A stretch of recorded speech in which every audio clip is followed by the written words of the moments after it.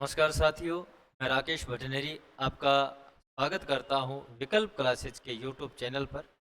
और मैंने कल आपको बताया था, कल वाला वीडियो आपने देखा होगा। हमने एक श्रृंखला शुरू की है।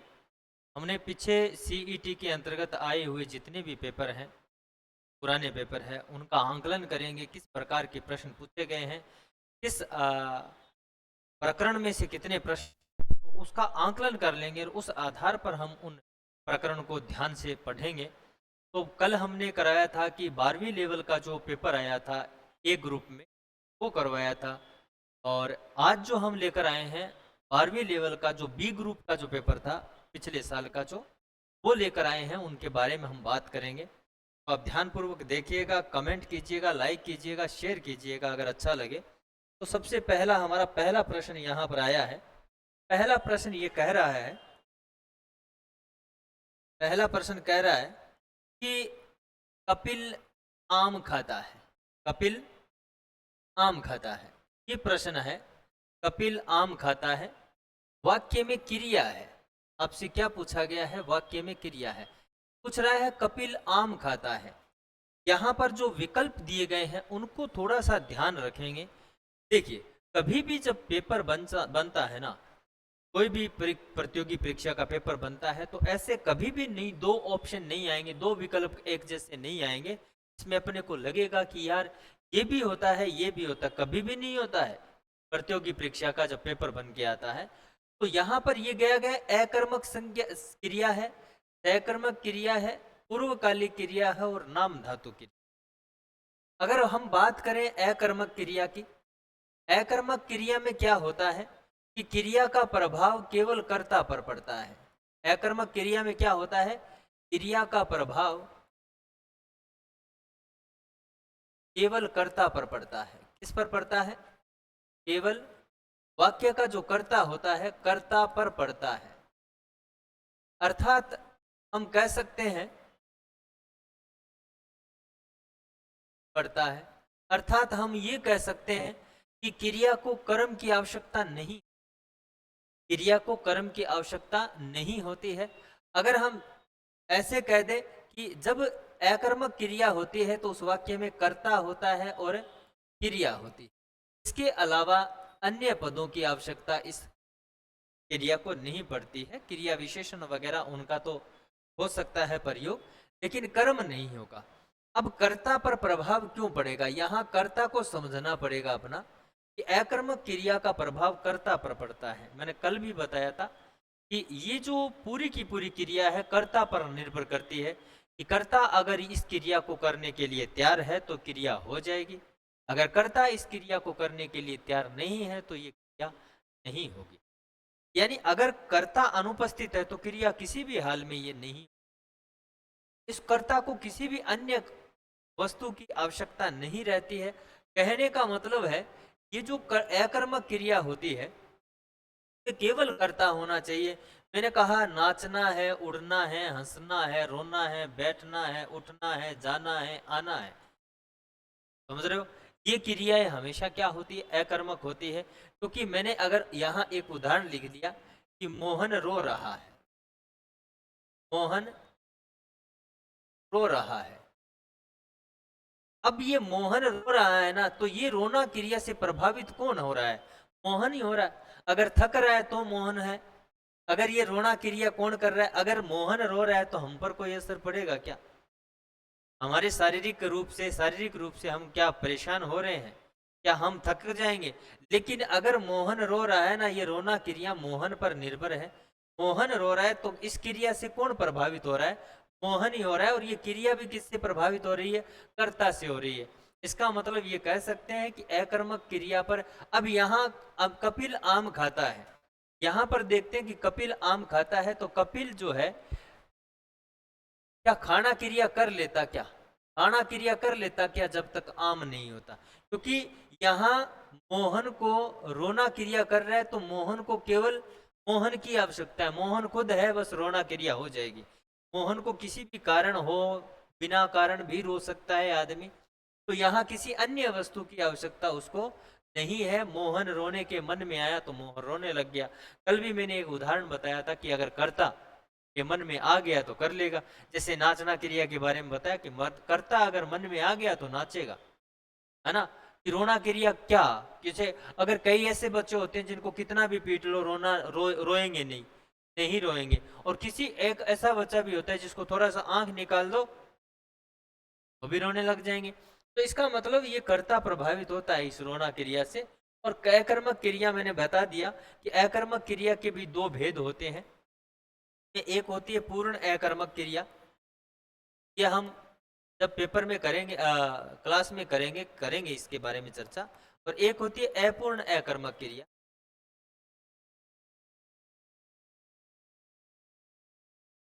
अब पूर्ण अकर्मक क्रिया को केवल कर्ता की आवश्यकता होगी, लेकिन यहाँ अपूर्ण अकर्मक क्रिया में कर्तरी पूर्वक शब्द की भी आवश्यकता होगी, यानी कर्तरी पूर्वक शब्द की भी आवश्यकता पड़ती है, कर्म की आवश्यकता नहीं होती।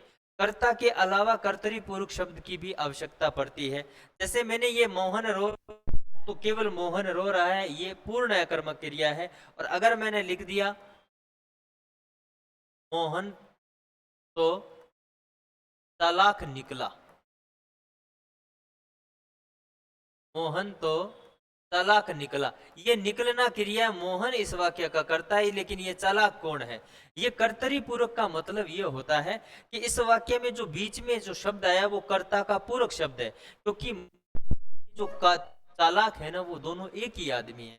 ये चालाक कौन है, मोहन है, और मोहन क्या है, चालाक है। इसीलिए मैंने कहा कि निकलना क्रिया जो है वो मोहन कर्ता पर निर्भर है, लेकिन इसको कर्म की आवश्यकता तो नहीं पड़ती, लेकिन कर्तरी पूर्वक शब्द की आवश्यकता जरूर पड़ती है। इसीलिए ये क्या हो जाएगा, अपूर्ण अकर्मक क्रिया होगी। तो मैंने कह दिया कि ये अकर्मक क्रिया तो नहीं है, क्योंकि बीच में राम आम खाता है, ये आम अगर हटा दो तो ये वाक्य नहीं बनेगा। तो ध्यान रखना, आम कपिल खाता है, कपिल खाता है, तो ऑप्शन में आपको क्या मन में तो आएगा ना, क्या खाता है। तो ये क्या खाता है, आम खाता है। तो मैं बता दूं ये सहकर्मक क्रिया है। पहली बात तो मैं बता दूं ये सहकर्मक, इसका उत्तर सही हो जाएगा। अब यहां बोल दो कि गुरुजी पूर्वकालिक क्यों नहीं होगा। सहकर्मक मैंने बता दिया कर्म की आवश्यकता होगी, क्योंकि कर्ता क्रिया जो करेगा लेकिन कर्म की आवश्यकता उसको पड़ेगी। कपिल कब तक नहीं खाएगा, जब तक आम नहीं आएगा। आम आएगा तो ही खाना क्रिया हो जाएगी। अगर सामने आम नहीं होगा और ऐसे चेयर पे कुर्सी पे बिठा दिया और मोहन को कह दिया खाओ, तो मोहन बोलेगा क्या खाऊं, क्या खाऊं, तेरा सर खाऊं क्या, मेरे सामने कुछ रखा ही नहीं। कहा अरे मैं भूल गया, अरे ये रख दिया आम, आम आते ही क्रिया हो जाएगी, ये खाना क्रिया ये हो जाएगी। सहकर्म पूर्वकाली क्रिया क्या होती है, पूर्वकाली क्रिया वो क्रिया होती है तो वाक्य में प्रयुक्त मुख्य क्रिया से पहले। तो ये पूर्वकाली क्रिया की बात करें, वाक्य में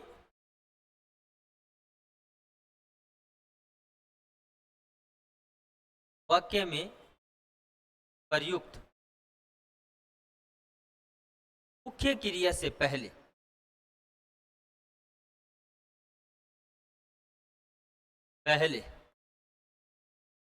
संपन्न होने वाली क्रिया है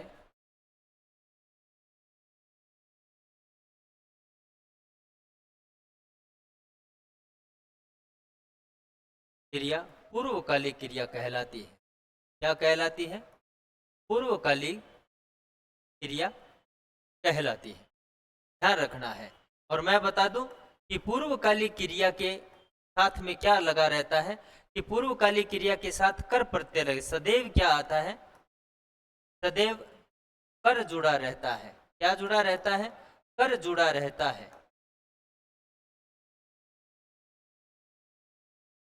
क्या कर जुड़ा रहता है, पूर्वकालिक क्रिया के साथ सदैव क्या जुड़ा रहता है, कर जुड़ा रहता है। जैसे मैंने कह दिया पूर्वकालिक क्रिया में कि मोहन, मोहन, या यहां ये कह दे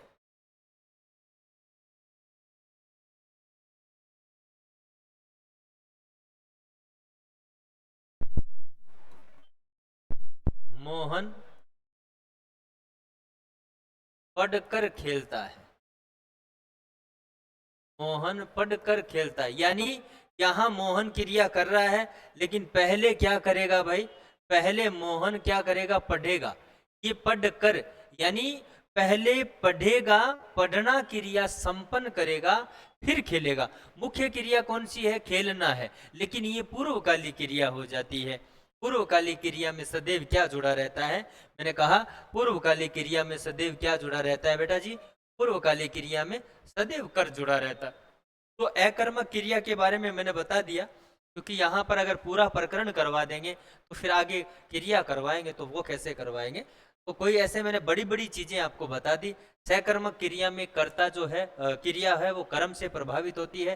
जब तक कर्म उपस्थित नहीं होगा क्रिया नहीं होगी। पूर्वकालिक क्रिया में मैंने बता दिया कि वाक्य में प्रयुक्त मुख्य क्रिया जो होती है उससे पहले संपन्न होने वाली क्रिया जो होती है वो पूर्वकालिक क्रिया होती है। और पूर्वकालिक क्रिया में कर जुड़ा रहता है। बहुत सारी चीजें बताएंगे, जैसे मैं कह दूंगा कि मोहन पढ़ते ही सो जाता है, या पढ़ते ही खेलता है ना, या मन पढ़ते ही खेलता है या पढ़ते ही सो जाता है। तो ध्यान रखना ये पूर्वकालिक क्रिया नहीं होती है, ये तात्कालीन क्रिया होती है। तो यहाँ पर भी ध्यान रखना है। ऐसा भी नहीं है कि ये कई बार कर लगा रहता है, जैसे मोहन बैठ कर पढ़ता है।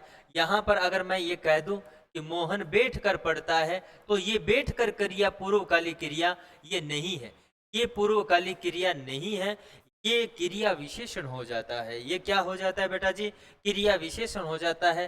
कैसे होगा इसकी चर्चा जो है हम आगे क्लास में करेंगे, जब भी हमारी यूट्यूब पे आएगी या ऑफलाइन होगी वैसे करेंगे। नाम धातु क्रिया क्या होती है? नाम धातु क्रिया, जैसे क्रिया जो होती है, वैसे तो क्रिया का जो रूप है वो अलग अलग प्रकार से बनता है। क्रिया जो होती है एक तो होती है धातु क्रिया होती है जिसमें कृदंत क्रिया कहते हैं। मूल धातु, धातु क्या होती है? क्रिया का मूल रूप धातु होता है। क्या होता है?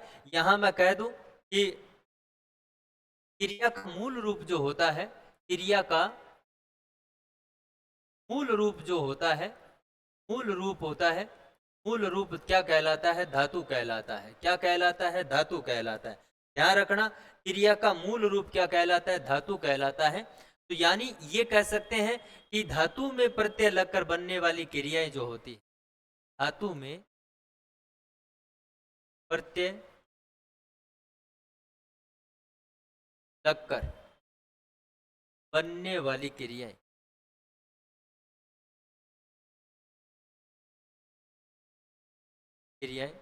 नाम कृदंत क्रिया कहलाती है। क्या कहलाती है? क्रिया कृदंत क्रिया कहलाती है। एक बात तो ये याद रखना कि धातु में क्रिया, धातु में प्रत्यय, धातु क्या होती है? क्रिया का मूल रूप होता है। धातु में प्रत्यय लगकर बनने वाली क्रियाएं कृदंत होती है, कृदंत क्रिया कहलाती है। और ये नाम धातु क्या होती है? नाम धातु जो क्रियाएं होती है वो कौन सी होती है? कि संज्ञा,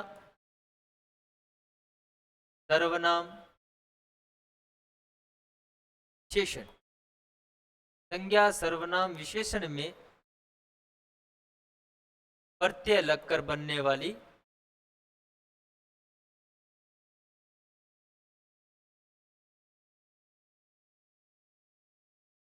संज्ञा, सर्वनाम, विशेषण में प्रत्यय लगकर बनने वाली क्रियाएं नाम धातु क्रिया कहलाती है। क्या कहलाती है? नाम धातु क्रिया कहलाती है। जैसे मैंने कहा है अपना, अपना सर्वनाम है, अपना सर्वनाम है, और ये अपना से क्या बनेगा? अपनाना, अपनाना बन जाएगा। अपनाना क्रिया। शर्म जो है वो भाववाचक संज्ञा है, शर्म से क्या बन जाएगा? शर्माना, है ना। जैसे गरम क्या है? गरम जो है वो विशेषण है, गरम से क्या हो जाएगा? गरमाना, है ना। तो ये धमकी क्या है? धमकी जो है वो भाववाचक संज्ञा है, धमकी से क्या हो जाएगा? धमकाना।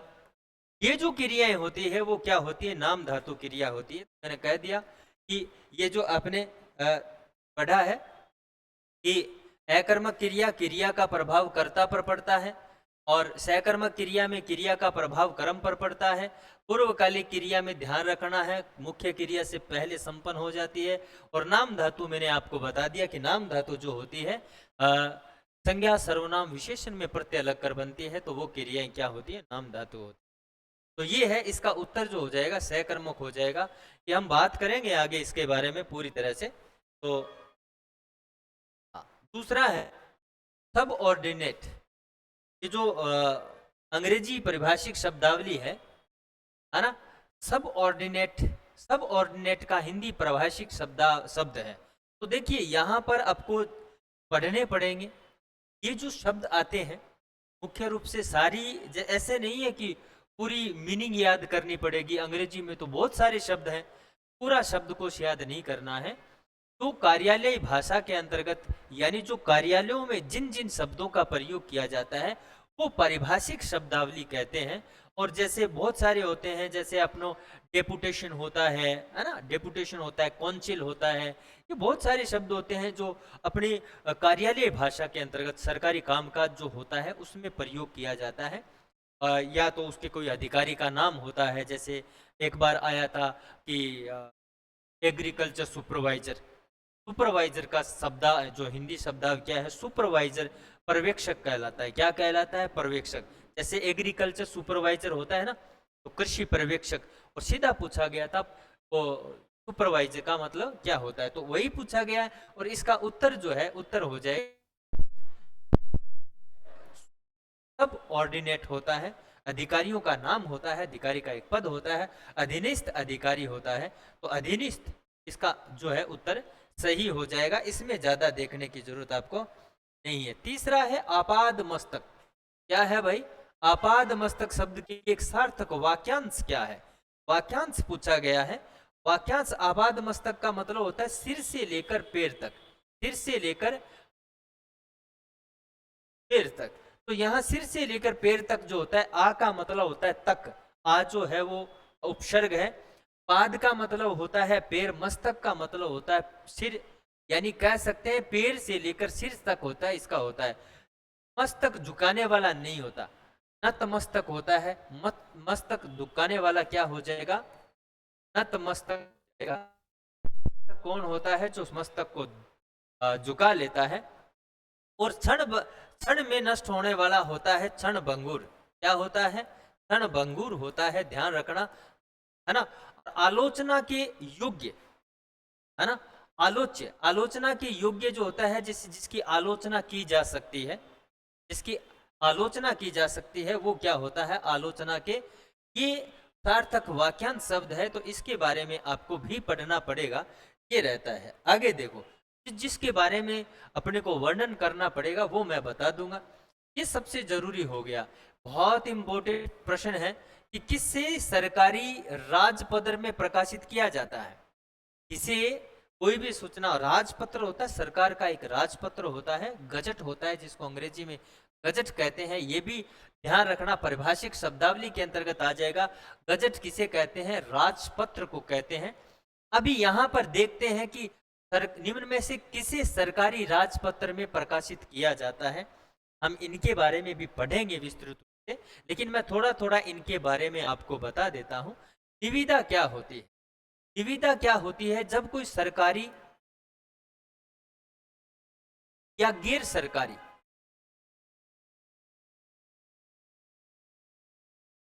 संस्थान, सरकारी या गैर सरकारी संस्थान जैसे किसी भी चीज को, यानी निर्माण कार्य करवाएगा, क्या करवाएगा? निर्माण कार्य करवाएगा, या किसी चीज को बेचना चाहेगा, या किसी चीज को खरीदना चाहेगा,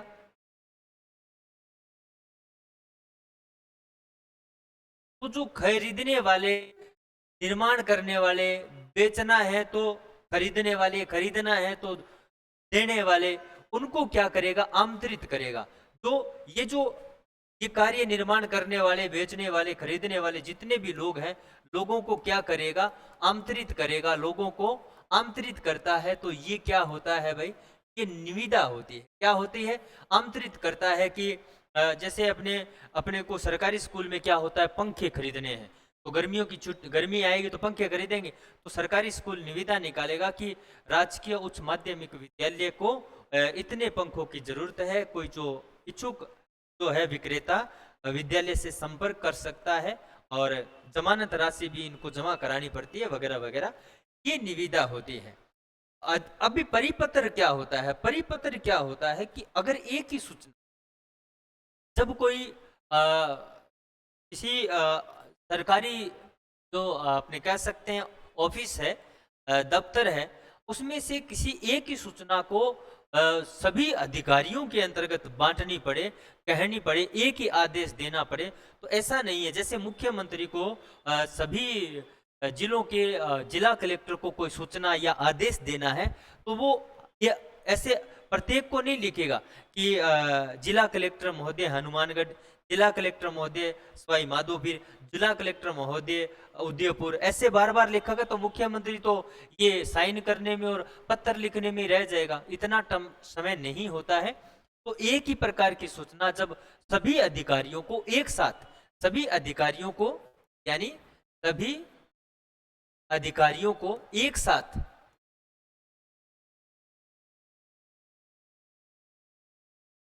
एक साथ अगर प्रसारित करनी है, एक साथ सभी अधिकारियों को एक साथ सूचना या आदेश देना होता है, तो वहां कौन सा पत्र प्रकाशित होता है? ये परिपत्र होता है। तो मुख्यमंत्री क्या लेगा? उदाहरण के लिए वो एक ही पत्र जारी करेगा कि प्रदेश के सभी जिला कलेक्टर को आदेश दिया जाता है कि कोरोना को ध्यान में रखते हुए सभी सरकारी विद्यालय को अवकाश दिया जाए। तो फिर जो है जिला कलेक्टर है, वो सरकारी जो प्रधानाध्यापक उनको एक पत्र लिखा, वो भी परिपत्र लिखेगा कि जिले के सभी सरकारी और गैर सरकारी निजी विद्यालयों को आदेश दिया जाता है कि विद्यालय की छुट्टी रखें। तो ये परिपत्र होता है। अधिसूचना जो होता है वो राजपत्र में प्रकाशित होती है। उत्तर इसका यही होगा। अधिसूचना क्या होती है? जब कोई सरकार अपनी कोई नीति है, आदेश है, निर्देश है, कोई अधिनियम है, अगर लागू करना हो और जनता पर, क्योंकि आम जनता पर लागू करना है, तो आम जनता को जब सूचना देगा तो वो राजपत्र में प्रकाशित करेगा। क्या करेगा? राजपत्र में प्रकाशित करेगा। ये नियम नहीं होता है, ये अधिनियम, यानी कोई कानून जब जनता तक पहुंचाया जाएगा तो वो पहले अधिसूचना में जारी किया जाएगा। और एक और बता दूं, अधिसूचना और प्रेस विज्ञप्ति में एक अंतर होता है। अधिसूचना जो है वो राजपत्र में प्रकाशित होती है, और प्रेस विज्ञप्ति जो है, प्रेस का मतलब आप समझते हो, प्रेस विज्ञप्ति आपको बता दूं, प्रेस विज्ञप्ति जो है समाचार पत्रों में जारी होती है। तो ध्यान रखना है, प्रेस विज्ञप्ति और ये जो अधिसूचना में इतने अंतर होता है कि ये क्या होती है, समाचार पत्रों में प्रकाशित होती है और ये राजपत्र में प्रकाशित होती है।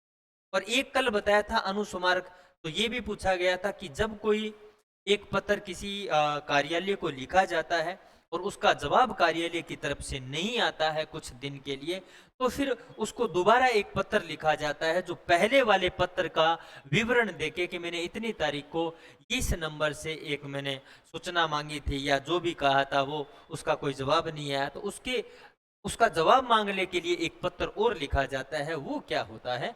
अनुस्मारक होता है। क्या होता है बेटा जी? अनुस्मारक होता है। तो इसका उत्तर जो हो जाएगा बहुत ही महत्वपूर्ण है। और मैंने जब ऑफलाइन क्लास में पिछली बार बताया था, तो मैंने बहुत बार इस पर कहा था कि ये प्रश्न ध्यान रख लेना। ऐसा ही प्रश्न पूछा जाएगा कि राजपत्र में कौन प्रकाशित किया जाता है, या कौन सी सूचना राजपत्र या गजट में प्रकाशित होती है? अधिसूचना जो है वो होती है। चलो, मुसीबत के समय उपाय खोजना। मुसीबत के समय उपाय खोजना, तो ध्यान रखना है, काठ का उल्लू होना, निपट मूर्ख होना।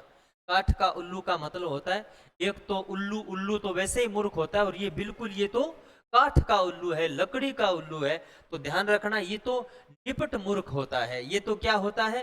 निपट को क्या कहते हैं? निपट मूर्ख कहते हैं इसको। ध्यान रखना बिल्कुल, बहुत ज्यादा। आग लगने पर कुआं खोदना, तो ये होता है मुसीबत के समय उपाय खोजना, कि जब मुसीबत आती है तब ये उपाय खोजा जाता है। अगर अपने को पता हो कि अब जो है बरसात का दौर जारी है, सावन का महीना चल पड़ा है, जो भी है मानसून आ रहा है, अगर ये बांधों की या जो नदियों के जो मेढ़ हैं उनको पहले से मजबूत कर देना चाहिए। अपने को पता है मुसीबत तो आएगी, लेकिन अगर फिर मुसीबत आने के बाद उपाय खोजते हैं कि अब क्या करें भाई, तो अब करना क्या, तो ध्यान रखना आग लगने पर कुआं खोदना, तो पहले तो कुआं खोदोगे, फिर उसमें से पानी निकलेगा कि नहीं निकलेगा, जो आग लगी है वो तो सब कुछ जला देगी भैया।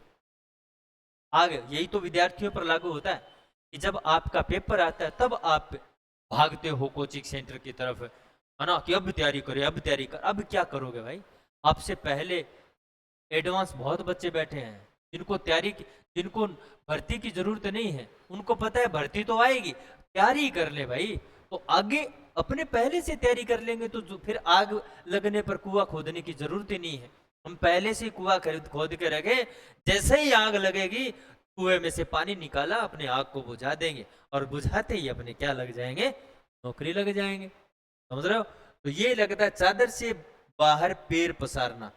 चादर से बाहर पैर पसारना का मतलब है कि अपने सामर्थ्य के अनुसार खर्च न करना, यानी अपना जितना सामर्थ्य होता है उससे बाहर निकलना। समझ रहे हो, तो ये नहीं होता है। छप्पर पर फूस न होना, कि छप्पर पर फूस न होना मतलब अत्यंत दरिद्रता, अत्यंत दरिद्रता का मामला होता है। अत्यंत दरिद्रता, अत्यंत दरिद्र, दरिद्र का मतलब होता है गरीब, यानी छप्पर पर फूस नहीं होना। छप्पर है यानी मकान तो पहले से भी नहीं है, छप्पर है और उस पर भी फूस नहीं है, उस पर भी फूस नहीं है, तो यहां ध्यान रखना, इसका मतलब हो जाता है अत्यंत दरिद्र हो जाता है। तो ये है मुसीबत के समय उपाय खोजना का मतलब आग लगने पर कुआं खोदना, ये हो जाता है। ठीक है, चलो अन्वेषण शब्द का सही संधि विच्छेद क्या है। देखो, ये जो अन्वेषण शब्द है, अन्वेषण अन्वेषण, ये तो नहीं होगा, यहां तो संधि होगी नहीं, है ना, तो ये नहीं होता है। ये अन्वेषण, ये भी नहीं होता है। ये इसका उत्तर सही हो जाएगा, मैं बता दूं, ये गलत हो जाएगा क्योंकि ये उपसर्ग तो है, उपसर्ग में मात्रा हमेशा छोटी आती है। क्या आती है, छोटी आती है। ये है यण संधि। क्या है बेटा जी, यण सवर संधि है, यण सवर संधि है। यण सवर संधि में क्या हो, तीन रूल लगते हैं। अगर ई के बाद में असमान स्वर आता है तो ये जो ई है वो क्या आ जाता है, वो बन जाता है ये, और जो भी स्वर आता है वो उसकी मात्रा लग जाएगी। दूसरा रूल ये चलता है कि अगर उ के बाद में असमान स्वर आता है तो ये उ वह बन जाता है, और जो भी स्वर होता है उसकी मात्रा लग जाती है।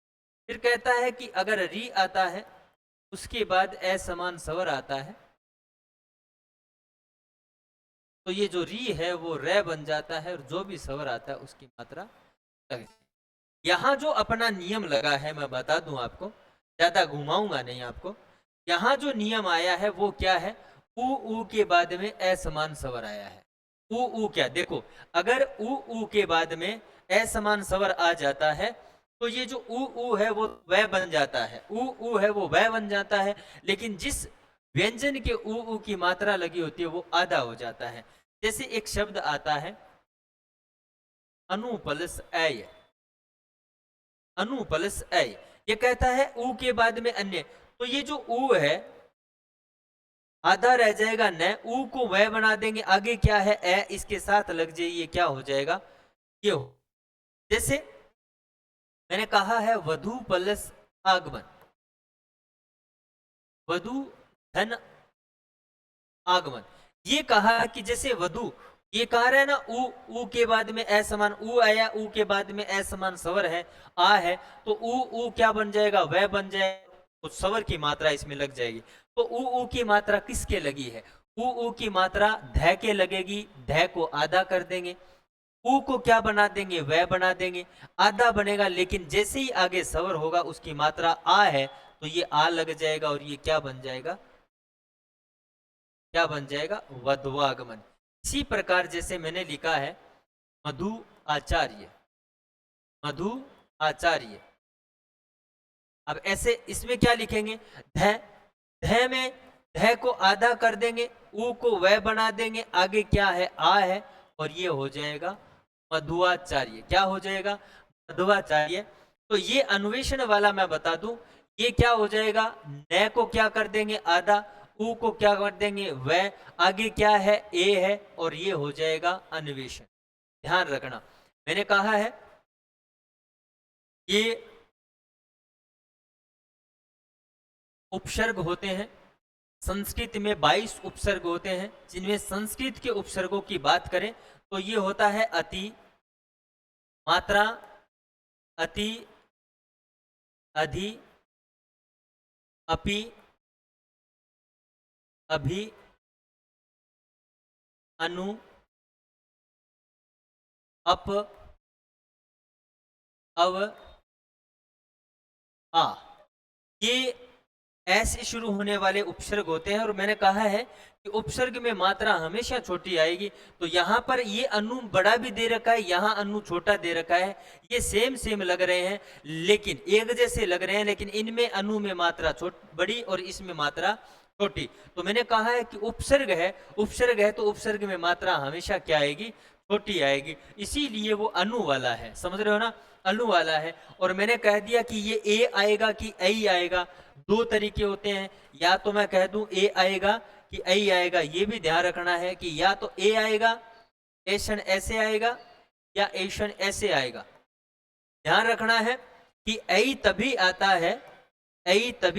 है जब इसके तुरंत बाद दूसरा अक्षर क्या होता है, दूसरा अक्षर आधा होता है, दूसरा जो वर्ण होता है आधा होता है, तभी ये ऐ आएगा, अन्यथा ए आएगा। देखिए इसमें ए के बाद तुरंत श जो है वो पूरा है।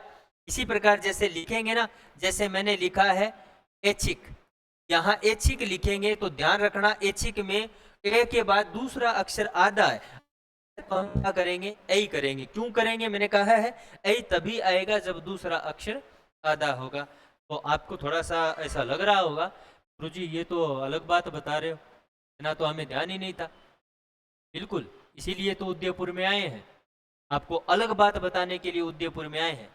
आपको लगेगा कि यार हम तो इतने अंधेरे में घूम रहे थे, इतने दिन तो अंधेरे में घूम रहे थे, हमें तो पता ही नहीं था कि अगर हम ऐसे शब्दों की जानकारी होगी कि नहीं होगी। बिल्कुल, आप 12 तारीख से डेमो लग रहा है, 12 तारीख में बाद विकल्प क्लासेज में आना, आप डेमो लेना, आप इनकी जानकारी पूरी देंगे। हर चीज का तोड़ है हमारे पास, तर्क के आधार पर बिल्कुल इसको साबित करेंगे कि ये होता है, कैसे होता है, सब कुछ होगा यहाँ पर। तो ये इसका उत्तर हो जाएगा अन्वेषण। मैं बता दूं यहाँ यण स्वर संधि है। चले आगे देखते हैं, युधिष्ठिर शब्द में कौन सा समास है, युधिष्ठिर शब्द में कौन सा समास है। समास क्या होता है, समास का शाब्दिक अर्थ देख लेना। पहली बात तो शाब्दिक अर्थ पूछा जाता है, शाब्दिक अर्थ होता है संक्षेप करना। क्या करना बेटा, शाब्दिक अर्थ होता है इसका संक्षेप करना।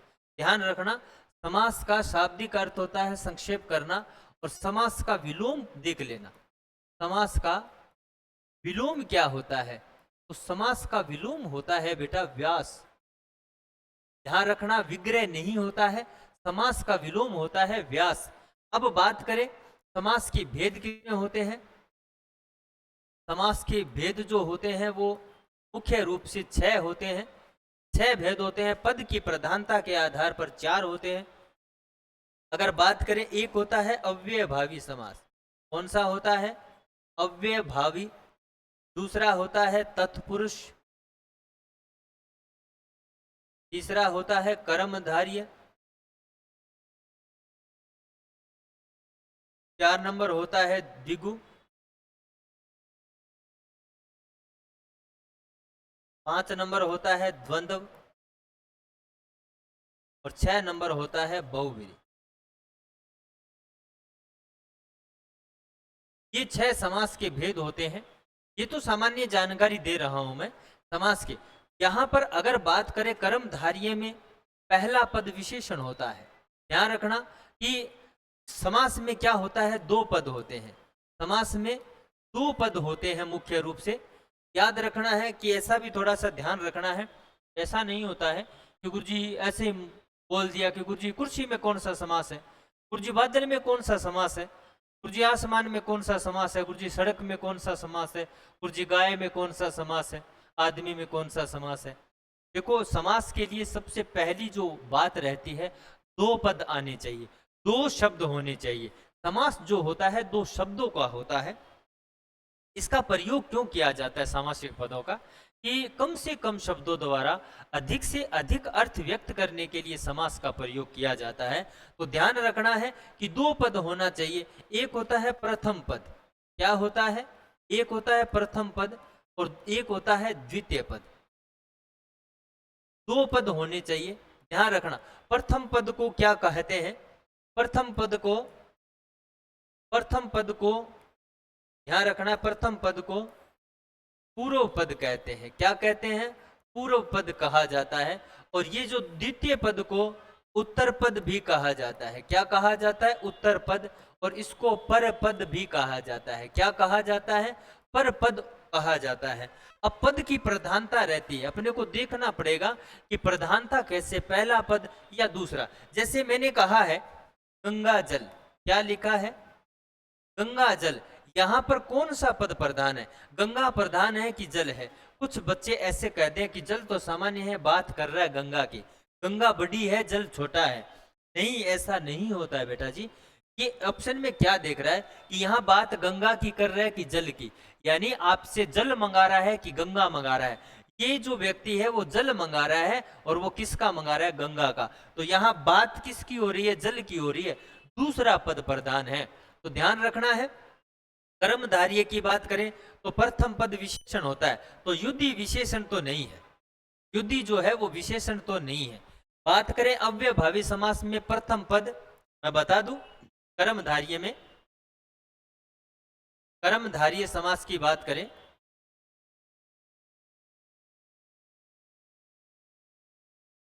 धार्य में प्रथम पद विशेषण होता है, प्रथम पद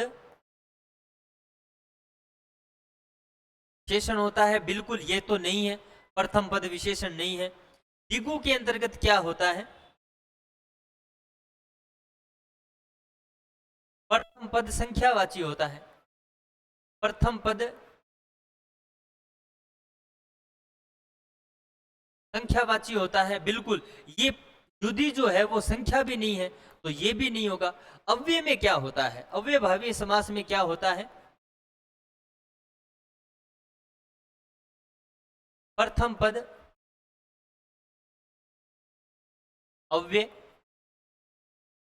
या उपसर्ग हो सकता है। तो ध्यान रखना, यहां युधि जो है ना तो अव्यय है और न ही उपसर्ग है। तो यहां पर एक ही ऑप्शन बचता है हमारा, बहुवीरी समास। इसका उत्तर क्या हो जाएगा, बहुवीरी हो जाएगा, युद्ध में स्थिर रहने वाला। इसका जो समास विग्रह क्या हो जाएगा, मैं बता दूं आपको,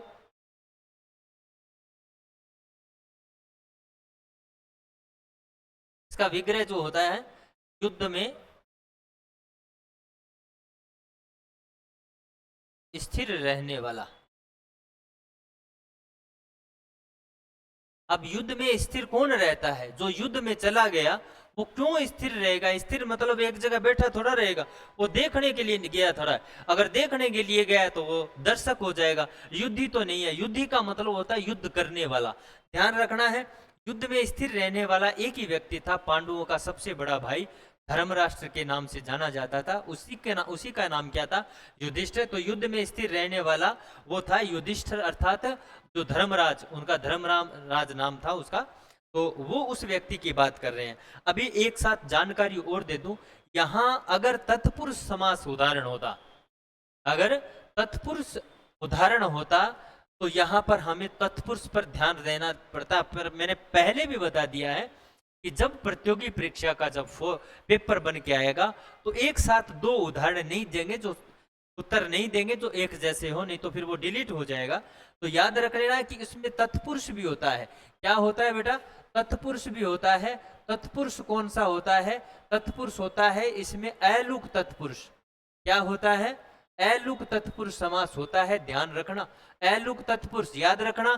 अगर बहुवीरी न आके अगर इसमें ऑप्शन में विकल्प में आपको ये दिया जाता कि तत्पुरुष समास है तो हमें तत्पुरुष पर ध्यान जाना होता, और इसके भी आगे भेद दिए जाते न तत्पुरुष, एलुक तत्पुरुष, लुप्त पद तत्पुरुष, उपपद तत्पुरुष, तो हमारा उत्तर हो जाता एलुक तत्पुरुष।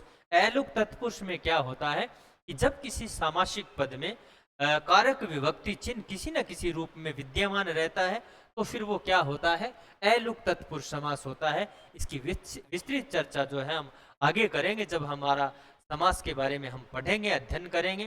तो यहाँ आपको क्लास कैसी लग रही है आप साथ साथ में कमेंट करते जाइए। अगर आपके कमेंट हमें अच्छे लगे और हमें पॉजिटिव लगा कि हाँ बच्चों को बहुत फायदा हो रहा है, तो हम बिल्कुल आगे भी ये क्लास जारी रखेंगे। तो वो आप पर निर्भर है, ज़्यादा से ज़्यादा शेयर करो, अपने मित्रों को आमंत्रित करो, लाइक करो, कमेंट करो। चलो आगे देखते हैं। किस शब्द में भाववाचक संज्ञा है, पूछ रहा है किस शब्द में भाववाचक संज्ञा है।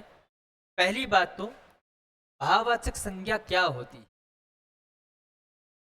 भाववाचक संज्ञा, पहली बात तो भाववाचक संज्ञा के बारे में पढ़ेंगे तो भाववाचक संज्ञा जो है वो अमूर्त संज्ञा होती है। क्या होती है, अमूर्त संज्ञा होती है, अमूर्त संज्ञा होती है। और ये अर्थवान संज्ञा होती है, अर्थवान संज्ञा होती है। ध्यान रखना, अगर आपसे पूछा जाए निम्न में से अर्थवान संज्ञा कौन सी है, तो ये भाववाचक संज्ञा जो होती है अर्थवान होती है। अमूर्त का मतलब क्या हो गया, ये आकारहीन होती है। क्या होती है, आकारहीन होती है, इसका कोई आकार नहीं होता। दूसरी बात, ये रंगहीन होती है। क्या होती है, रंगहीन होती है।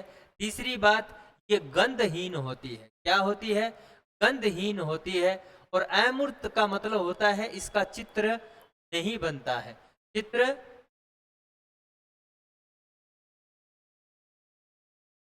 नहीं बनता है।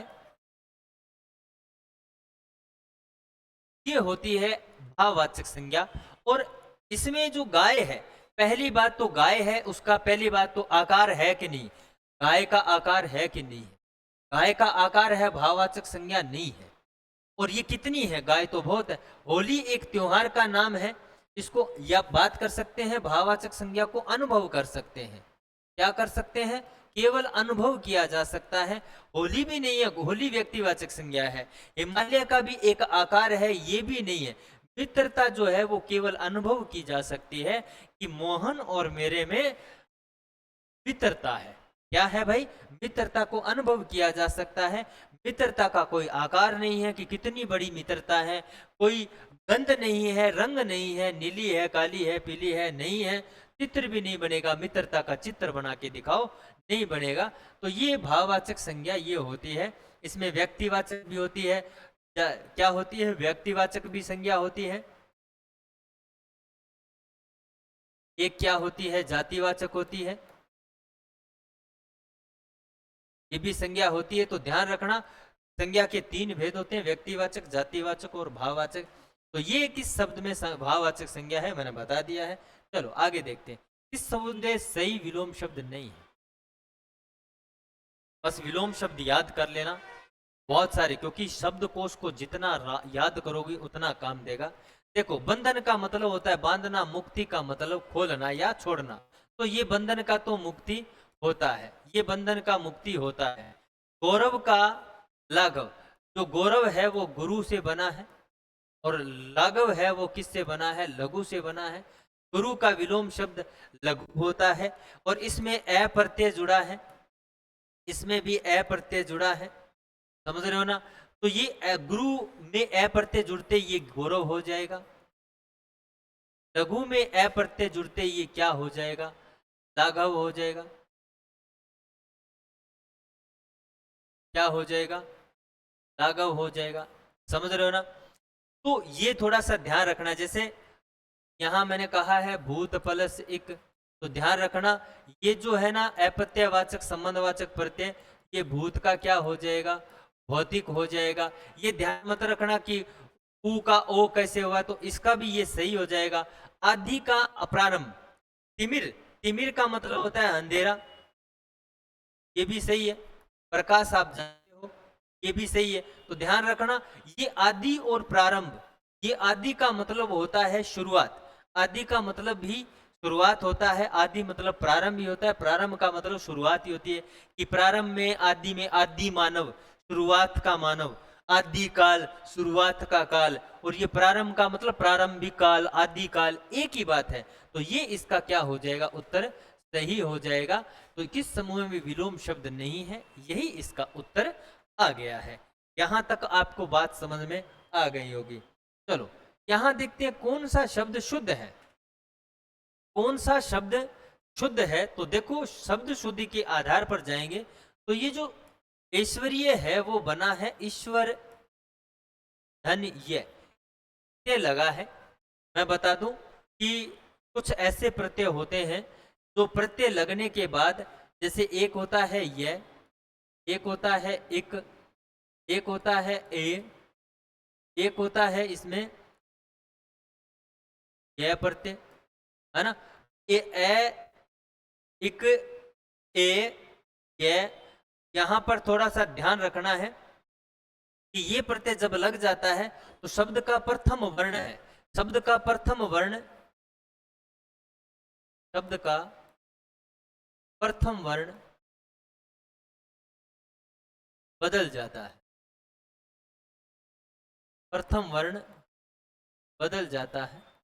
देखिए यहां पर याद रख लेना है, मैं बताऊं आपको, जैसे ये एक और ध्यान रखना, ई प्रत्यय भी हो रहेगा, ई प्रत्यय भी रहेगा, और एक ई बड़ी, ये 6 प्रत्यय ऐसे होते हैं जिनमें लगने के बाद प्रथम वर्ण है वो बदल जाता है। अगर प्रथम वर्ण ए है तो ये आ हो जाएगा, अगर प्रथम वर्ण ई और ए है तो ये ऐ हो जाएगा, अगर प्रथम वर्ण उ और ओ है तो जैसे ही प्रत्यय लगेंगे ये क्या हो जाएगा, औ हो जाएगा, क्या हो जाएगा, औ हो जाएगा।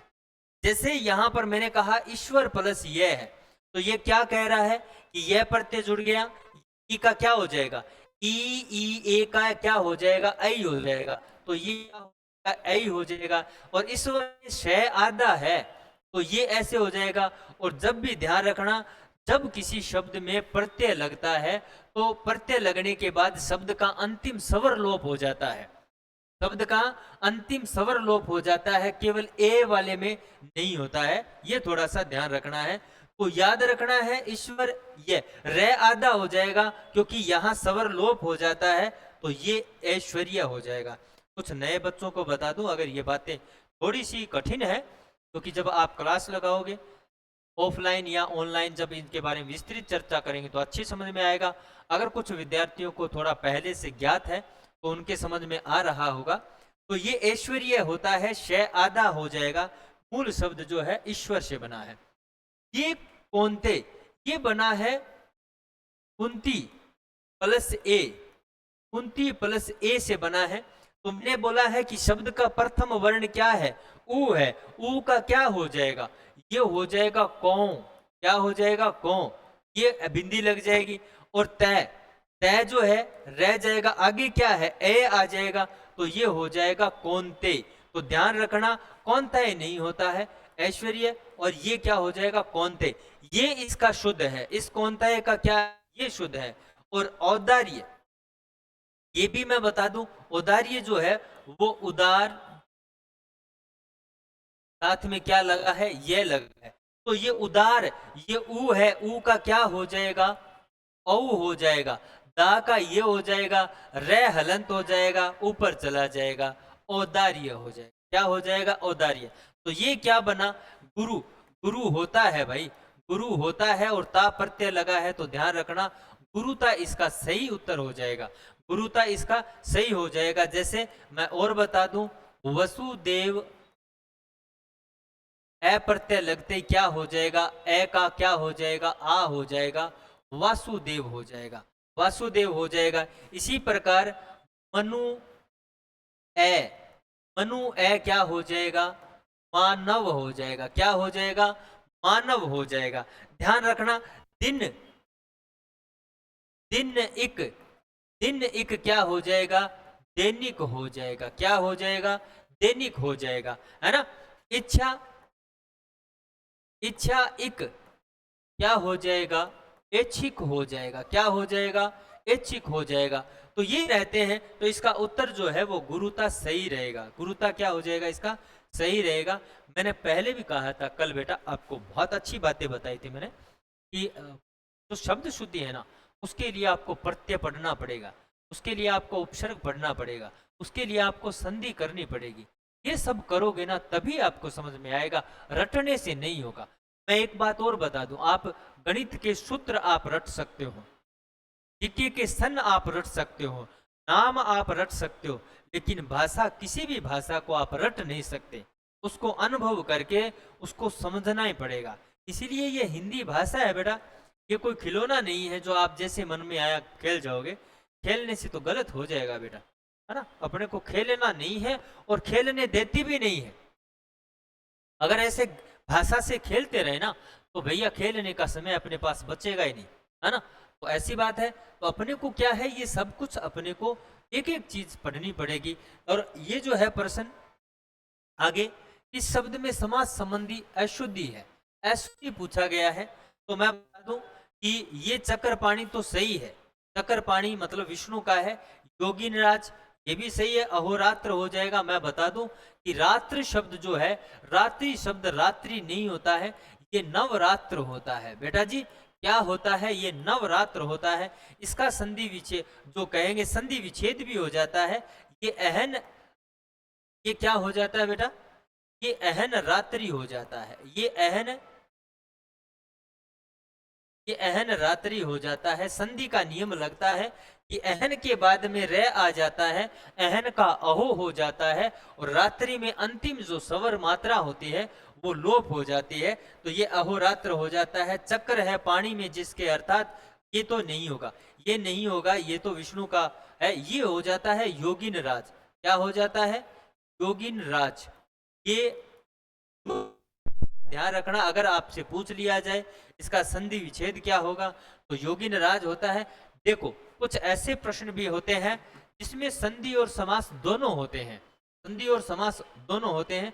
तो अहोरात्र और योगिन राज में संधि और समास दोनों है। चक्र पाणी में केवल समास, समास से संधि नहीं होता है।